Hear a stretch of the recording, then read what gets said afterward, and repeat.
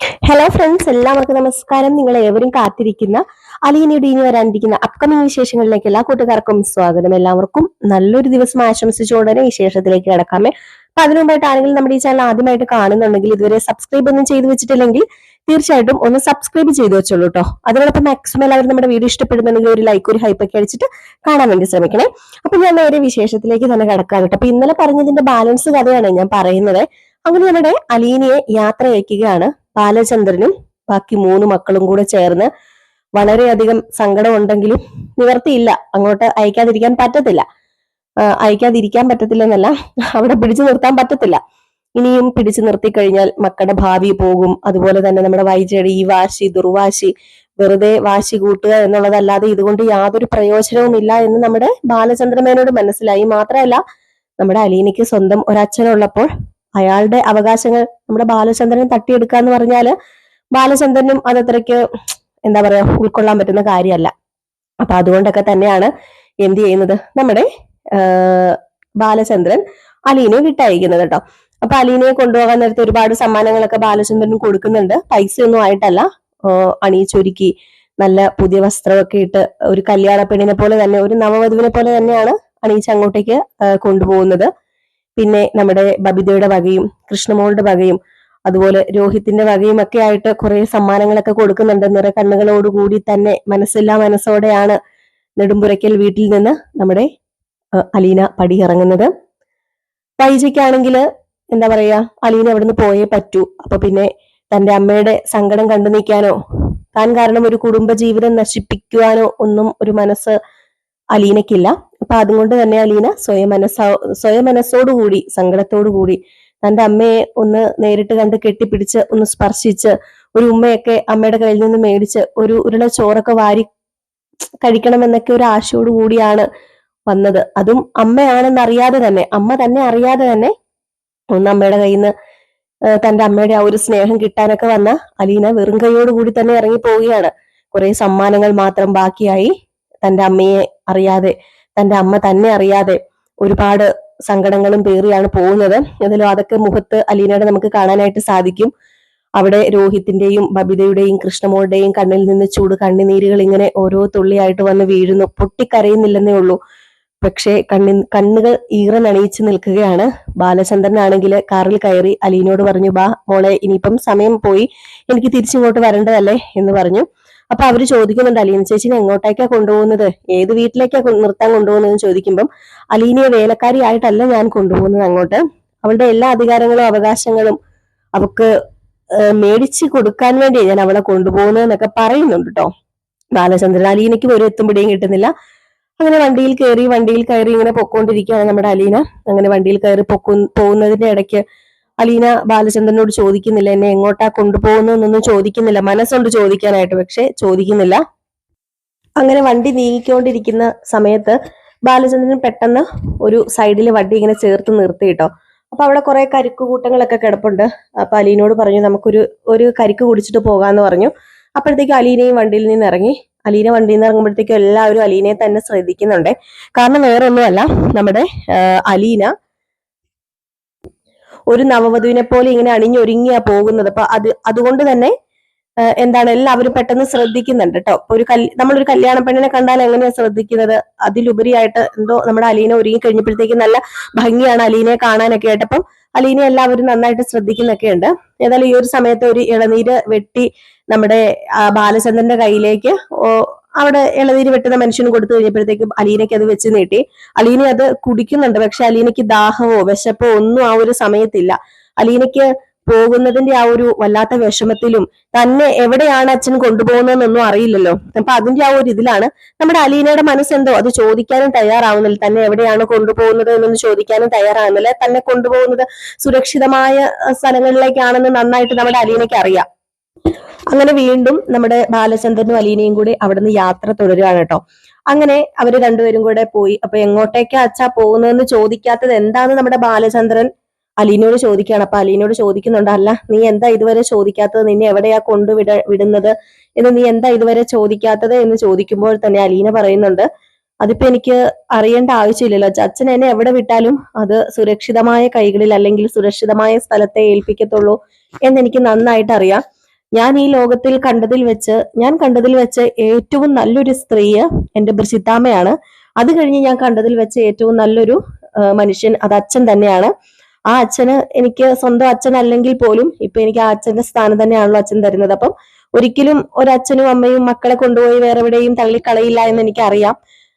എന്റെ അമ്മ അങ്ങനെ എന്നെ ചെയ്തു, എന്റെ അമ്മയ്ക്ക് വേണ്ടാതെ എന്നെ തള്ളിക്കളഞ്ഞോ എന്തോ അതിനെക്കുറിച്ചൊന്നും എനിക്കറിയില്ല. പക്ഷെ എന്റെ അച്ഛൻ ഒരിക്കലും എന്നെ തള്ളിക്കളയില്ലെന്ന് എനിക്കറിയാം. അതുകൊണ്ട് അച്ഛൻ സുരക്ഷിതമായ കൈകളെ ഏൽപ്പിക്കത്തുള്ളൂ എന്ന് എനിക്ക് അറിയാന്ന് പറയുമ്പം, അല്ല ഞാനിപ്പോ നിന്നെ കൊണ്ടുപോകുന്നത് കൊളുത്തുപുഴയ്ക്കാണ് എന്നിങ്ങനെ പറഞ്ഞു. കൊളുത്തുപുഴയിലേക്കോ?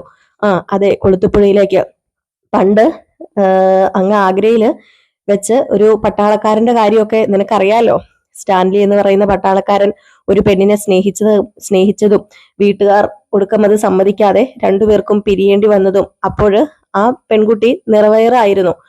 ആ നിറവയറുകാരിയായ പെൺകുട്ടി പ്രസവിച്ച ഒരു പെൺകുഞ്ഞിനെ കൊണ്ടുപോയി ഒരു അനാഥാലയത്തിലാക്കിയതും ഒക്കെ നിനക്കറിയാലോ എന്ന് പറഞ്ഞപ്പോഴത്തേക്കും പെട്ടെന്ന് നമ്മുടെ അലീന തന്റെ കഥ തന്നെയാണല്ലോ അച്ഛൻ പറയുന്നത്. അപ്പം അച്ഛൻ എന്താ ഈ പറയുന്നത്? അച്ഛന് ഇപ്പൊ എന്റെ കാര്യമല്ല പറഞ്ഞത്. അച്ഛൻ എന്താ എന്താ എനിക്ക് മനസ്സിലാവുന്നില്ല അച്ഛന് ഒരു ഇപ്പൊ ഞാൻ ചോദിച്ചതിനൊരു ആൻസർ അല്ലല്ലോ അച്ഛൻ തരുന്നത്. അല്ലെങ്കിൽ അച്ഛൻ എനിക്ക് ഇങ്ങോട്ടേക്ക് ചോദിച്ചതിനൊരു ആൻസർ തരാൻ അച്ഛൻ വെയിറ്റ് ചെയ്ത് നിൽക്കുന്നുമില്ലല്ലോ. ഞാനൊരു ആൻസർ തരാൻ അച്ഛൻ വെയിറ്റ് ചെയ്ത് നിൽക്കുന്നുമില്ലല്ലോ. പിന്നെ എന്താ അച്ഛൻ പറയുന്നതെന്ന് ചോദിച്ചപ്പം, ഞാനിപ്പം നിന്നെ കൊണ്ടുപോകുന്നത് ഏറ്റവും സുരക്ഷിതമായ കൈകളിൽ തന്നെയാണ്.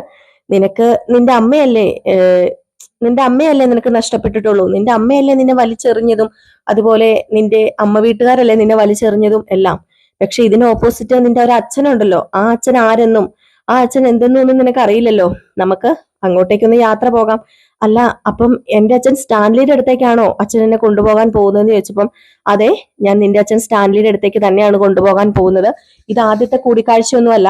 ഇതിനു മുമ്പ് ഞാൻ ഒരു തവണ നിന്റെ അച്ഛനെ കണ്ടിരുന്നു. അന്ന് നിന്റെ അച്ഛനോട് സംസാരിച്ചിരുന്നു. നിന്റെ കാര്യവും നിന്റെ അമ്മയുടെ കാര്യവും ഒക്കെ പറഞ്ഞിരുന്നു. അന്ന് ആ മനുഷ്യൻ നിന്നെയും നിന്റെ അച്ഛനും ഇതിനു മുമ്പ് ഒരു തവണ കണ്ടിട്ടുണ്ട്. നിന്നെ ഒരു ദിവസം ഞാൻ ജ്വല്ലറിയിൽ കൊണ്ടുപോയ കാര്യം നീ ഓർക്കുന്നുണ്ടോ എന്ന് ചോദിച്ചപ്പോഴത്തേക്കും, ആ ഞാൻ ഓർക്കുന്നുണ്ട്. പതിവില്ലാതെ അച്ഛൻ ഒരു ദിവസം ഉച്ചയ്ക്ക് എന്നെ ജ്വല്ലറിയിലേക്ക് വിളിച്ചു വരുത്തിയതും അന്ന് എന്തോ കൈനിറയെ കുറെ വളകളും സമ്മാനങ്ങളും ഒക്കെ തരാനാണെന്നൊക്കെ പറഞ്ഞതും അന്ന് നിന്റെ അച്ഛൻ നിന്നെ വന്ന് കണ്ടിരുന്നു. ഏതായാലും നിനക്ക് പറ്റിയ സ്ഥലം അല്ലെങ്കിൽ നീ താമസിക്കേണ്ട സ്ഥലം, നിന്റെ അവകാശങ്ങളെല്ലാം നീ നേടിയെടുക്കേണ്ടത് അത് സ്റ്റാൻലിയുടെ അടുത്ത് നിന്ന് തന്നെയാണ്. പിന്നെ അയാള് കണ്ടു കഴിഞ്ഞിട്ടുണ്ടെങ്കിൽ കുറച്ച് മുരടാണെന്ന് തോന്നുമെങ്കിലും കുറച്ച് പട്ടാളച്ചിട്ടയൊക്കെ ആണെങ്കിലും ആ മനുഷ്യന്റെ മനസ്സിൽ നല്ലൊരു മനസ്സുണ്ട്. നിന്റെ അമ്മയെ പോലെ വ്രണം പിടിച്ച മനസ്സല്ല. അല്ലാതെ ആ മനുഷ്യനൊരു നല്ലൊരു മനസ്സിനുടമയാണ്. അതെനിക്ക് മനസ്സിലായി കഴിഞ്ഞു. നീ അവിടെ സുരക്ഷിതയാണ് എന്ന് എനിക്ക് മനസ്സിലായി കഴിഞ്ഞതുകൊണ്ടാണ് ഞാൻ നിന്നെ അങ്ങോട്ടേക്ക് കൊണ്ടുപോകുന്നതെന്ന് പറഞ്ഞു. ഏതായാലും ഇത് കേട്ടിട്ട് വലിയ ആശ്ചര്യത്തോടു കൂടി തന്നെ നമ്മുടെ അലീന നിൽക്കാണ് കേട്ടോ. അത് കഴിഞ്ഞ് പിന്നെ കാണിക്കുന്ന സീൻ എന്ന് പറഞ്ഞു കഴിഞ്ഞിട്ടുണ്ടെങ്കിൽ നമ്മുടെ സ്റ്റാൻലിയുടെ വീട്, അതായത് കൊളുത്തുപുഴയിലെ വീട് നിങ്ങൾക്കൊക്കെ അറിയായിരിക്കാം. വലിയൊരു കൊട്ടാരം പോലത്തെ വീടാണ്, പഴമ ചെന്നൊരു വീടാണ്. ഇവിടെ കുറെ പട്ടികളെല്ലാം ഉണ്ട്. അവിടെ തകൃതം പണികളൊക്കെ നടക്കുകയാണ് കേട്ടോ. നമ്മുടെ അലീനയെ സ്വീകരിക്കാനായിട്ട് അവിടെ ഇങ്ങനെ ഓരോ പണികളൊക്കെ നടത്തിക്കൊണ്ടിരിക്കുകയാണ് കേട്ടോ. അപ്പം അവിടുത്തെ പഴയ സാധനങ്ങളെല്ലാം മാറ്റി പുതിയ സാധനങ്ങളാണ് അവിടെ ഇടാൻ തീരുമാനിച്ചിരിക്കുന്നത് നമ്മുടെ സ്റ്റാൻലി. അപ്പൊ അവിടെ ഒരു വേലക്കാരനുണ്ട്, പേര് എനിക്കറിയില്ല. പേര് ചിലപ്പോൾ നമ്മളിപ്പോ നോവലിലെ കഥ പോലെ അല്ലായിരിക്കും, പേരിന് ചിലപ്പോൾ മാറ്റം ഉണ്ടായിരിക്കും കേട്ടോ. അപ്പം ആ വേലക്കാരന് അവിടുത്തെ സർവ്വ കാര്യങ്ങളും ചെയ്യുന്നതാണ്. അപ്പൊ പുള്ളിക്കാരനാണെങ്കിൽ ഇത് ഏത് അതിഥിയാണെന്ന് അറിയത്തില്ലല്ലോ. ഇത്രയ്ക്കും സ്പെഷ്യൽ ആയ ഒരു അതിഥി, അതും ഇതുവരെ നമ്മുടെ സ്റ്റാൻലി ഇങ്ങനെ ഒരു അതിഥിയെ സ്വീകരിക്കാൻ ഇത്രയും കാര്യങ്ങളൊന്നും ചെയ്തിട്ടില്ല. അപ്പൊ എല്ലാവർക്കും ഒരു അതിശയം തന്നെയാണ്. അവിടെ വീട്ടുപണിക്കായിട്ട് കുറെ പേരെ നിർത്തിയിട്ടുണ്ട്. അതുപോലെ തന്നെ അവിടെ ഒരു പുതിയ കാർ തന്നെ നമ്മുടെ അലീനയ്ക്ക് വേണ്ടി ഒരുക്കി വെച്ചിട്ടുണ്ട്. ഒരു വലിയൊരു കാറ്, പുതിയ കാറ്, നമ്പർ പോലും കിട്ടിയിട്ടില്ല ആ കാറിന്റെ. അപ്പൊ അങ്ങനെ ഒരു കാറ് തന്നെ അവിടെ ഒരുക്കി വെച്ചിട്ടുണ്ട്. അതുപോലെ തന്നെ കാറിനൊരു ഒരു പുതിയ ഡ്രൈവറിനെ ഏർപ്പാടാക്കിയിട്ടുണ്ട്. ഇതെല്ലാം വന്നിരിക്കുന്ന പുതിയ അതിഥിക്ക് വേണ്ടി തന്നെ ചെയ്തു വെച്ചിരിക്കുന്നതാണ്. അപ്പൊ എല്ലാവർക്കും, അതായത് കാർ ഡ്രൈവറിനും അവിടുത്തെ വേലക്കാർക്കും ഒക്കെ അതിശയമാണ്. ഇത് ഏത് വേലക്കാരിയാ അല്ല ഏത് ആരാണ് ഈ അതിഥി എന്ന് അറിയത്തില്ലല്ലോ. ഇത്രയും സ്പെഷ്യൽ ആയിട്ടുള്ള ഒരു അതിഥി അത് ആരായിരിക്കും എന്ന് അറിയത്തില്ല. അപ്പൊ ഇവരും ആകെപ്പാടെ അമ്പരന്ന് നിൽക്കുകയാണ്. അപ്പൊ എല്ലാ കാര്യങ്ങളും നല്ല രീതിയിൽ ചെയ്തോ എന്ന് ആ വേലക്കാരനോട് വന്ന് ഇങ്ങനെ കാര്യങ്ങളൊക്കെ ചോദിക്കുകയാണ് കേട്ടോ. വേലക്കാരൻ മീൻസ് അവിടുത്തെ കാര്യസ്ഥനാണ്. പുള്ളിക്കാരനോട് വന്ന് ചോദിക്കുകയാണ് എല്ലാ കാര്യങ്ങളും സെറ്റ് ആക്കിയിട്ടുണ്ടോ എന്ന് ചോദിച്ചപ്പോഴത്തേക്കും, എല്ലാ കാര്യവും സെറ്റ് ആക്കിയിട്ടുണ്ട് സാറേ. എല്ലാ സാധനങ്ങളും, ഈ വീട്ടിലെ എല്ലാ പഴയ സാധനങ്ങളും മാറ്റി പുതിയതാക്കിയിട്ടുണ്ട്. പിന്നെ ഈ കിടക്കുന്ന ഒരു സോഫ മാത്രമാണ് മാറ്റാത്തത്. ഇത് നല്ലൊരു സോഫയാണല്ലോ. അപ്പൊ അതുകൊണ്ട് തന്നെ അത് മാറ്റണ്ടെന്നോ വെച്ചു എന്ന് പറഞ്ഞപ്പോഴത്തേക്കും നല്ല സോഫയാണെന്ന് പറഞ്ഞിട്ട് കാര്യമില്ല, അതും പഴയതല്ലേ, അതുകൂടെ മാറ്റിക്കൂടെ എന്ന് ഇങ്ങനെ ചോദിച്ചപ്പോഴത്തേക്കും അത് മാറ്റണമെങ്കിൽ മാറ്റാന്ന് പറഞ്ഞപ്പോ ഇനിയിപ്പോ മാറ്റമൊന്നും വേണ്ട, ഇത്രയും ഇതായില്ലേ, ഇനിയിപ്പോ മാറ്റമൊന്നും വേണ്ടാന്ന് തന്നെ നമ്മുടെ സ്റ്റാൻലി പറയാണ്. അപ്പം ബാക്കി അടുക്കളയിലും കാര്യങ്ങളിലും ഒക്കെ ആൾക്കാർ ഇങ്ങനെ നിരന്ന് ഓരോ കാര്യങ്ങൾ ചെയ്യാൻ നിപ്പുണ്ട്. പിന്നെ അവിടെ കുറേ പട്ടികളുണ്ടല്ലോ, ആ പട്ടികളെല്ലാം അവിടെ തന്നെ ഉണ്ട് കേട്ടോ. അപ്പോൾ കുറേ പട്ടികൾ, ആ പട്ടികളെയൊക്കെ കുളിപ്പിച്ച് വൃത്തിയാക്കി, ആ പട്ടികളും എന്തോ ഒരാളെ സ്വീകരിക്കാൻ നിൽക്കുന്നത്, നമ്മുടെ ബാലചന്ദ്രൻ നിൽക്കുന്നത് പോലെ തന്നെ ഒരു പുതിയൊരു അതിഥിയെ സ്വീകരിക്കാൻ നിൽക്കുന്നത് പോലെ തന്നെയാണ് അവിടെയുള്ള എല്ലാ പട്ടികളും നിൽക്കുന്നത്. ഏതായാലും ഈ ഒരു സമയത്ത് നമ്മുടെ അലീനയും ബാലചന്ദ്രനും ആ വലിയ ഗേറ്റിന്റെ ആ ഒരു കവാടം തുറന്ന് നേരെ കയറി വരികയാണ്. വലിയൊരു വീടെന്ന് പറഞ്ഞാൽ വലിയൊരു വീട്, ഒരു പഴമ നിറഞ്ഞ വലിയൊരു വീട്.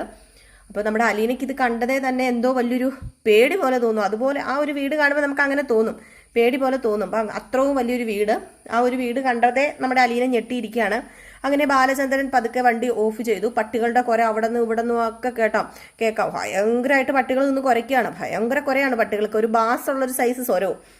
അപ്പം അങ്ങനെ അലീന പെട്ടെന്ന് നോക്കിയപ്പോഴത്തേക്കും പട്ടികൾ കുറേ എണ്ണം ഇങ്ങനെ നിരന്ന് നിൽക്കുകയാണ് കേട്ടോ. നമ്മുടെ ബാലചന്ദ്രനെ കണ്ടിട്ടും അലീനയെ കണ്ടിട്ടും ആ പട്ടി അനങ്ങുന്നില്ല, അവിടെ തന്നെ നിപ്പുണ്ട്. ഇനിയിപ്പോൾ ആ പട്ടി അവിടെ നനങ്ങണമെങ്കിൽ തന്നെ നമ്മുടെ ബാലചന്ദ്രൻ പറയണം, അല്ല ബാലചന്ദ്രൻ അല്ല സ്റ്റാൻലി പറയണം. സ്റ്റാൻലി പറഞ്ഞാൽ മാത്രമേ ആ പട്ടി അവിടെ നിന്ന് അനങ്ങത്തുള്ളൂ.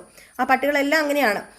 പക്ഷെ സ്റ്റാൻലി അവിടെ ഇല്ല. ഈ ഒരു സമയത്ത് ആ ഒരു അതിഥിയെ കാണാനായിട്ട് കാറിന്റെ ഡ്രൈവറും നമ്മുടെ കാര്യസ്ഥനും ഒക്കെ ഇങ്ങനെ വരും. അപ്പൊ കാര്യസ്ഥൻ പെട്ടെന്ന് നോക്കുമ്പോഴത്തേക്കും ബാലചന്ദ്രന്റെ കാര്യസ്ഥന് അറിയാമല്ലോ, വേറൊന്നുമല്ല, നമ്മുടെ ബാലചന്ദ്രന് അതിനു മുമ്പ് അവിടെ വന്നിട്ടുണ്ട്. അപ്പൊ അതുകൊണ്ട് തന്നെ ബാലചന്ദ്രനെ കാര്യസ്ഥന് അറിയാം. അപ്പൊ കാര്യസ്ഥന് ഇയാളാണോ അതിഥി, ഇയാളുടെ കൂടെ ഒരു പെണ്ണും ഉണ്ടല്ലോ, ഇതേതാ ഈ പെണ്ണ് എന്ന് പറഞ്ഞ് നോക്കുമ്പോഴത്തേക്കും നമ്മുടെ അലീനയാണെ വളരെ സുന്ദരിയായിട്ട് ഒരു നല്ലൊരു സാരിയൊക്കെ ഉടുത്ത് ഇങ്ങനെ ഒരുങ്ങി ഇങ്ങനെ നിപ്പുണ്ട്.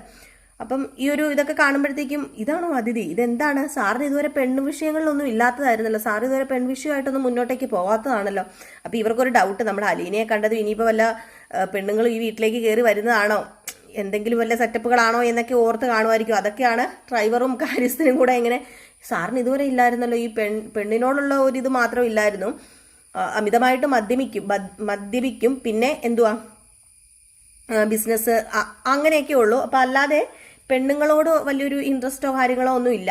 അപ്പം അതുകൊണ്ട് തന്നെ നമ്മുടെ കാര്യസ്ഥൻ ഇങ്ങനെ ചിന്തിച്ചു, ഒന്നൊന്ന് ചിന്തിച്ചു പോയി. ഈ സമയത്ത് ബാലചന്ദ്രൻ കയറി വന്നു. അങ്ങനെ അലീന ഈ പട്ടീനെയൊക്കെ കണ്ടത് ഓടിച്ചെല്ലാണ് കേട്ടോ. പട്ടികളുടെ അടുത്തേക്ക് ഓടിച്ചെന്ന്, സാധാരണ ഒരു പട്ടിയും അവിടെ വരുന്ന ഒരാൾക്കാരുമായിട്ട് അടുക്കാത്തതാണ്. അലീനയെ കണ്ടതും ഈ പട്ടി എന്ത് ചെയ്യുന്നു, വാലാട്ടിക്കൊണ്ട് നമ്മുടെ അലീനയുടെ അടുത്തേക്ക് ചെല്ലാണ്. പ്രത്യേക ഒരു സ്നേഹം ഉണ്ടല്ലോ, എല്ലാ പട്ടികളും കാണുമ്പോൾ അങ്ങനെ അലീനയ്ക്ക് അങ്ങനെ ഒരു പ്രത്യേക ഒരു കഴിവുണ്ട്.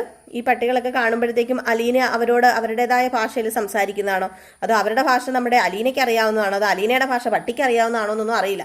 അപ്പൊ ആ ഒരു രീതിയിൽ സംസാരിക്കാൻ, അതായത് ചെന്ന് തലോടുകയാണ്. അപ്പൊ പട്ടികൾ വാലാട്ടുന്നു, നമ്മുടെ അലീന ഇങ്ങനെ നക്കുന്നു കയ്യിലും, അലീനയുടെ ആ ഒരു പുതിയ സാരിയിലൊക്കെ ഇങ്ങനെ നക്കുന്നു. അതിലൊരു വലിയ പട്ടിയാട്ടോ അലീനയുടെ അടുത്തേക്ക് ചെല്ലുന്നു. നമുക്ക് കണ്ടാൽ തന്നെ പേടിയാകും, അതുപോലെ ഒരു വലിയ പട്ടി. കാര്യസ്ഥന് പോലും അവിടുത്തെ പട്ടികളെ തൊടാനോ പട്ടികളുടെ അടുത്ത് നിൽക്കാനോ പേടിയാ. കാരണം അത്രയ്ക്കും ഭീകരത തോന്നുന്ന പട്ടികളാണ് അവിടെ ഉള്ളത്. അപ്പൊ അതുകൊണ്ട് തന്നെ പേടിയാണ്. പക്ഷെ നമ്മുടെ അലീന ഒരു കൂസലും ഇല്ലാതെ ചെല്ലുകയാണ്. ഇതൊക്കെ കണ്ടു കഴിഞ്ഞപ്പോഴത്തേക്കും എന്താ പറയാ, നമ്മുടെ കാര്യസ്ഥൻ അങ്ങ് മിണുങ്ങസിയാന്ന് പറഞ്ഞ് നിൽക്കുകയാണ്. ഈ ഒരു സമയത്ത് ബാലചന്ദ്രൻ, അല്ല സ്റ്റാൻലി ഇവിടെ ഇല്ലേന്ന് ചോദിച്ചു. അപ്പം പറഞ്ഞ് സാറുണ്ട്, അകത്തുണ്ട്, നിങ്ങൾ കയറി വാ, നിങ്ങൾ വെയിറ്റ് ചെയ്തിരിക്കുകയായിരുന്നു എന്ന് പറഞ്ഞു. അങ്ങനെ നമ്മുടെ അലീന അകത്തേക്ക് കയറി ചെല്ലുന്തോറും അലീനയുടെ ചങ്കില് ഇങ്ങനെ ചങ്കിടുപ്പ് കൂടി വരികയാണ്. വല്ലാത്ത ചങ്കിടുപ്പാണ് അലീനയ്ക്ക്. കാരണം താൻ ഇനി ഈ വീട്ടിലാണോ കഴിയേണ്ടത്, അതും വലിയൊരു കൊട്ടാരം പോലെ ഇരിക്കുന്നൊരു വീട്. ഏതായാലും അലീന കയറി ചെന്നതും ഈ പറയുന്ന സ്റ്റാൻലി ഇറങ്ങി വരുന്നതാണ് കാണുന്നത്. എന്താ പറയുക, വല്ലാത്തൊരു വൈകാരികത അവിടെ സൃഷ്ടിക്കുമെന്ന് നമുക്ക് തോന്നുമെങ്കിലും, പക്ഷേ അത് ഭയങ്കര ഒരു വികാരം അവിടെ ഉണ്ടാകും. ഒരു അച്ഛനും മകളും തമ്മിലുള്ള വികാരം ഉണ്ടാകുമെന്ന് നമ്മൾ ഓർക്കുമെങ്കിലും പക്ഷെ അങ്ങനെയൊന്നും അവിടെ സംഭവിക്കുന്നില്ല. നമ്മുടെ അലീനയ്ക്ക് മനസ്സിലൊരിതുണ്ടല്ലോ, അലീന അവിടെ ഇനി നിൽക്കാൻ പോവുകയാണ്.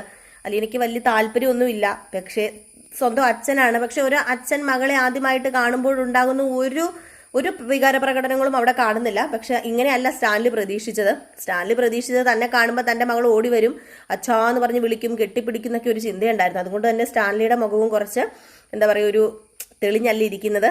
ആ മുഖത്തെ ആ ഒരു ഭാവങ്ങളും ആ കണ്ണും ഒക്കെ കണ്ടാൽ മനസ്സിലാകും.